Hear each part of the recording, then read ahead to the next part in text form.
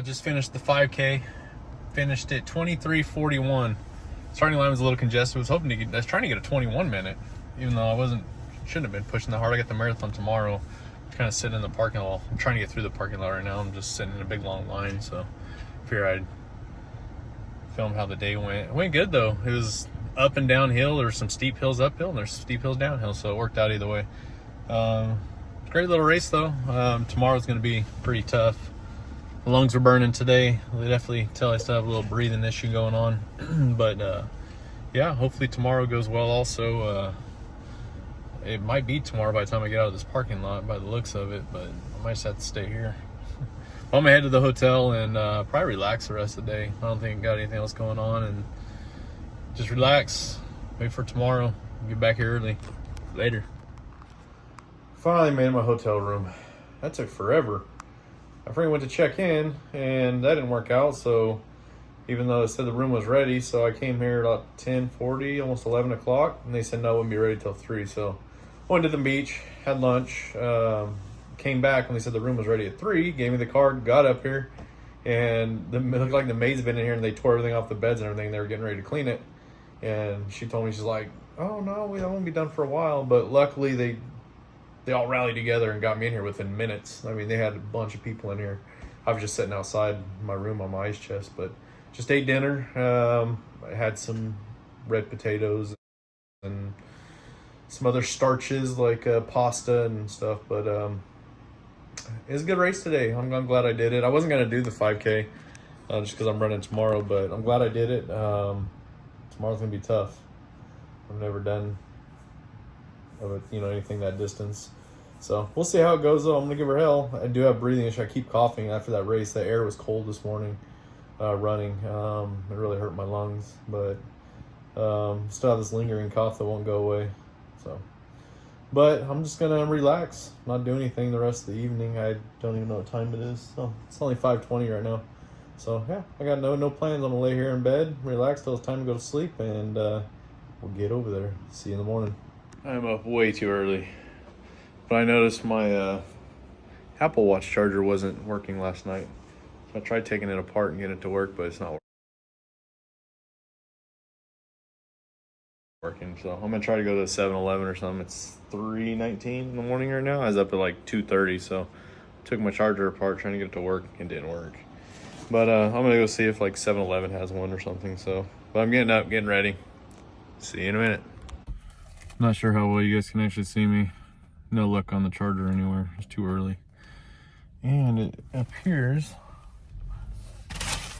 that I forgot my peanut butter to go with my bagel. So, got a little bit of honey here, I guess I can try to eat it with. Plain bagel with some honey. Try to get some carbs in right before the race, but I'm gonna try not to make a mess here. Yeah, that sucks. So my watch probably gonna die about mid-race, I'm guessing. That's good. So it's actually raining outside right now. It's not ideal.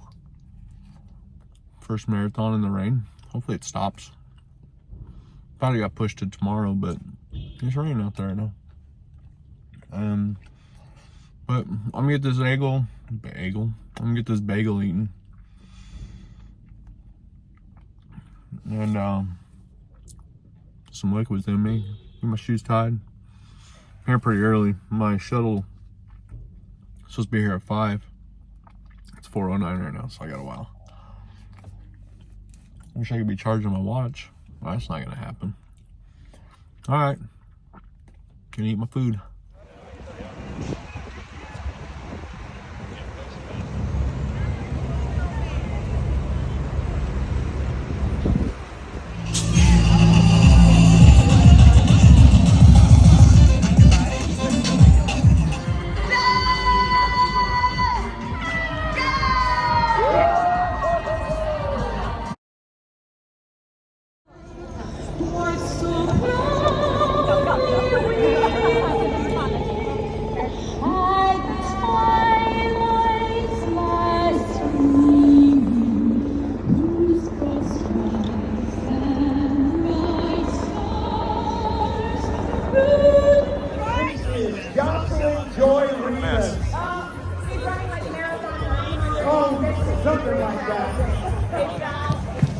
Mile 2. It's hard to find a pace since most of it was downhill and we were weaving in and out of traffic for quite a while. But starting to settle in now. Just past the 4 mile mark. There's a big hill after the 4 mile. They're coming up on the drums.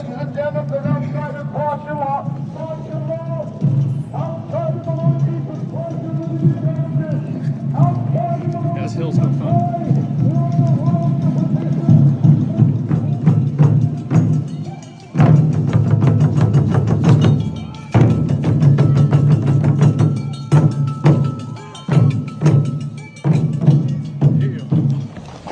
See, I'm at 7.3. I don't know where we're at. I know it's around here, but pace a little faster than I should be going. But see how it works out.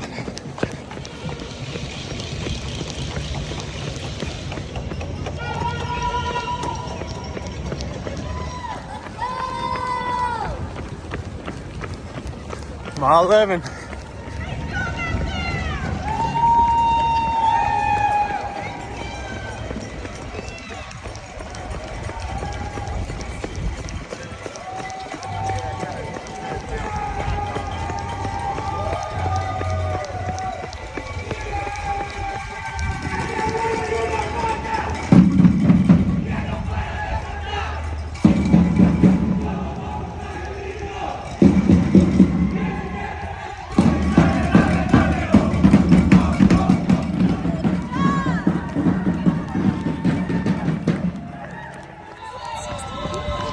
Pace, 8 minutes, 50 seconds per mile.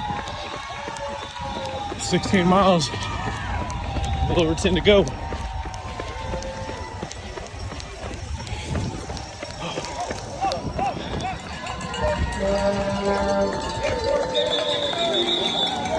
Rodeo Drive.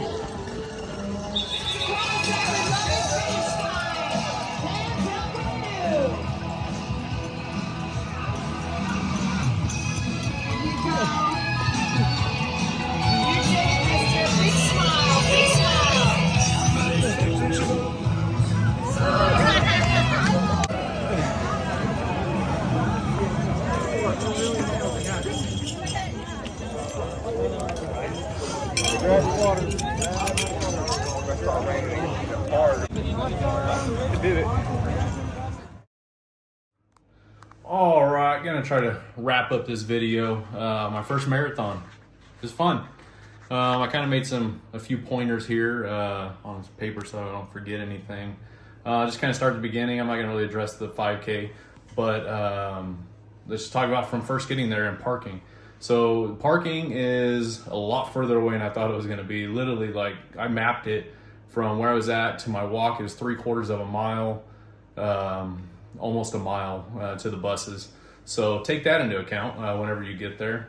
Whenever you sign up, they actually have a time that you sign up for your bus pickup or whatever. That don't matter. There's a line of buses there. Whenever you get there, you get on the bus and they get there. But the bus ride also, the bus ride is 20 to 25 minutes is how long it took. I didn't think it was gonna take that long, but it does. So take that into account too if you're trying to time when you should be there. Let's see, getting there early. I got there pretty early. By the time I got there, I had about an hour and a half till the race started. So I got there pretty early, but it was nice. All the bathrooms were open, so that was great. Let's see what else. I kind of made some notes here. Let's see. Stretching. Stretch before you get into the corrals, because me and a couple other people, we walked over to the corrals thinking, oh, let's go over there. We'll get our stretches in and everything before we start. And this was like 45 minutes before the race even started. So I was racing in the open corral, so it's not like I had a spot you're not supposed to be. I was just racing in the open, but we got over there and you couldn't even get in the corrals. There was a huge, I mean, there's 22,000 people racing, so of course there's going to be a huge crowd. But yeah, we weren't even able to get into the corral, so we just kind of waited outside until the race started, and then we just kind of trickled in. But yeah, get there. We really didn't get to stretch. I mean, we tried to stretch, but you were shoulder to shoulder with people. I mean, people trying to jockey their way up to the front while we're all standing there. But get there early. If you want in the corrals and you want towards the front of your corral, get there early. We got there 45 minutes before, and we were still way in the back. Let's see what else we got. What I brought, I ended up wearing a vest, a hydration vest. For hydration purposes, you don't need it. There is water stations. I don't even know how often they are. Every mile at least. They have hydration. They have electrolytes, and they have water. They have snacks everywhere. They're giving out goo packs on there. They're giving out granola, bananas, oranges.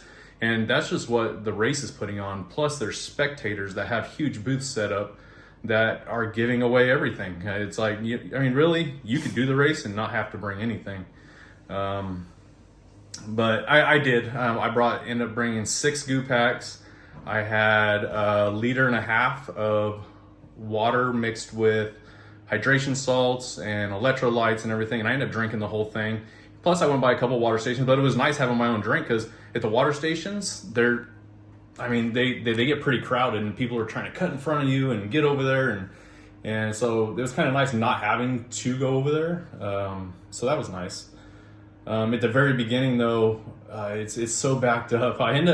So at the very end of the race, I end up adding almost a mile to my actual race because of, I'm guessing, all the zigzagging in and out of people, cutting over, to wherever I'm going, right? You're not running a straight line. So it's obviously, I ended up adding almost a mile to my race.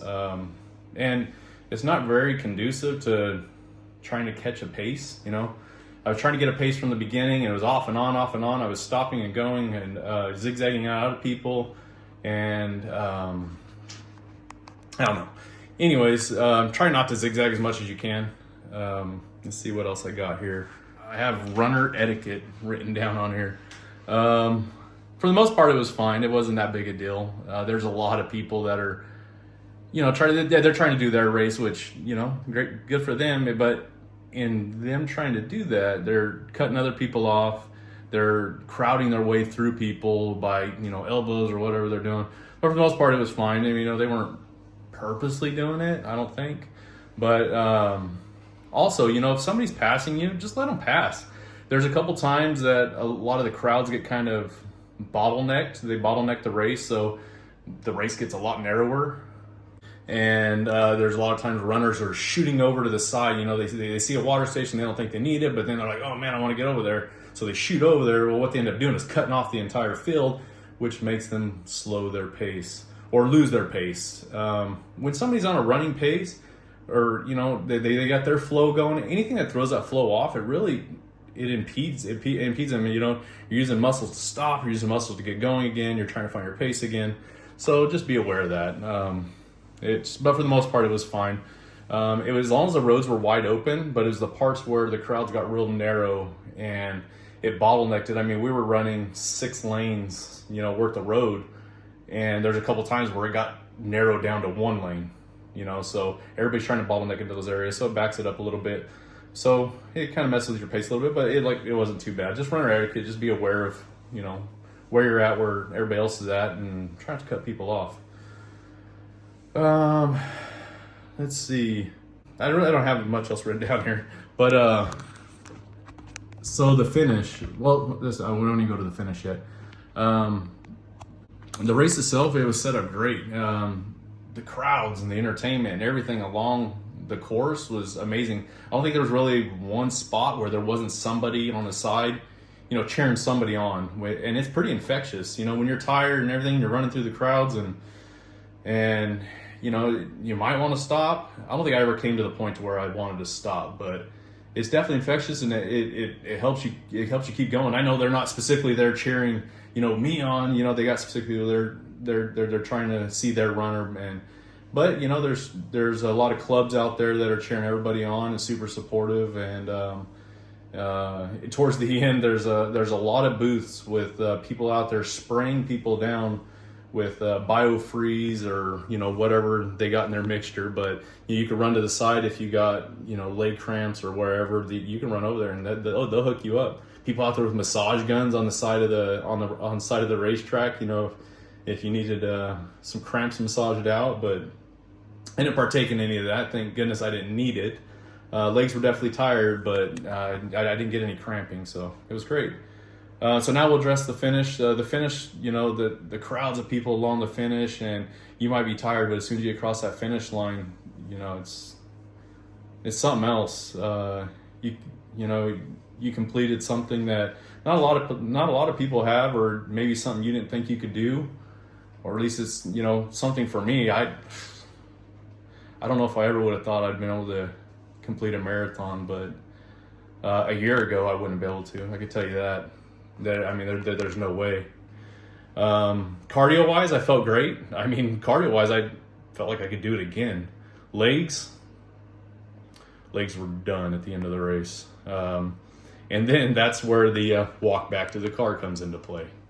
And finding your car. So there's parking garages everywhere, and these are parking garages that are assigned to, that you sign up to park in, before the race. They're at the finish line. So at the end of your race, when you're tired, you could barely walk. Once you stop running, it's, you could, at least for me anyways, probably not everybody, it hurt to walk. And then you got to find your car. Phone service, not great. It's probably everybody on their phones and everything. I tried MapQuesting or Google whatever to my car. It couldn't even find it. It couldn't even find the parking garage. So I kind of hobbled my way around a few blocks trying to find my car. And finally, I found a kind of familiar area and got away from everybody else and was able to find my car. So take that into account. If you're trying to send texts, pictures, whatever you're trying to do with your phone, it's probably not going to work. It's so congested there. It's just ridiculous. But it's to be expected. See what else I got here. It says, would I do it again? Absolutely. I would definitely do it again. I don't know how soon I would do it again. I would definitely do the LA Marathon again, though. That was great. Just the whole experience was pretty amazing. I'm not sure how hard I would push next time. I was shooting for realistically, I was shooting for a 10-minute mile. That's kind of where I was hoping to be. I didn't want to go over a 10-minute mile, but that was like my goal. That was like, man, if I can accomplish a 10-minute mile for 26 miles, I go, to me, that's doing something, for me anyways. So I end up, at the very end, averaging an 8-minute, 57-second mile. And I don't know how I did it, to be honest with you. At the halfway mark, I started kind of doing runner's math in my head, and I'm trying to figure out, okay, I got to average this, to get under a 4 hour. And I'm like, man, if I can get under a 4 hour marathon time, for me, that's great. So I started trying to I was like, okay, I got to average this for the rest of the half of this mile. And about the 20-mile mark, I was like, you know what, I'll just be happy to get that far. And then I started, wait a minute, man, if I can get under a 9-minute mile. So the last 2 miles of the new course, they had it last year too, but the new course for the marathon, it's pretty much like a gradual uphill the whole way. But on my splits, my last 2 miles were about 35 seconds faster per mile, averaging a low 8-minute mile for the last 2 miles, because I really wanted to get under that 9-minute mile. So I pushed it and I was able to get it. But that's it. That's my first marathon experience. It was a good one. If you guys made it this far into the video, thank you, because I know I just kind of rambled most of the time. I didn't really do a lot of race video, but during the race, I was really concentrating on my paces, trying to figure out what I needed for pace, and trying really just to take the experience in, because it's my first one. I really wanted to be in the moment. And that's kind of what I told myself at the beginning, not to be over, I don't know. Not to be over kind of critical on myself during the race and push myself to where I'm going to get burnt out or I'm going to hit that wall, but just kind of live in the moment and do it. That's kind of what I wanted to do. That's why I didn't really do a lot of updates during the race. But that's it. Thank you for watching, guys. I really enjoyed it. I enjoyed sharing my experience, via this phone right here. I didn't get my GoPro out, or I didn't run with my GoPro or anything like that. I just did this whole thing on my phone, just to kind of document my experience, not necessarily even for you guys, mainly for me, so I could watch this back in the future, You know, if I end up doing more marathons, I can watch this back and relive my first marathon. But anyways, thanks for watching. That's the video. If you guys like the video, thumbs up, subscribe. Goodbye.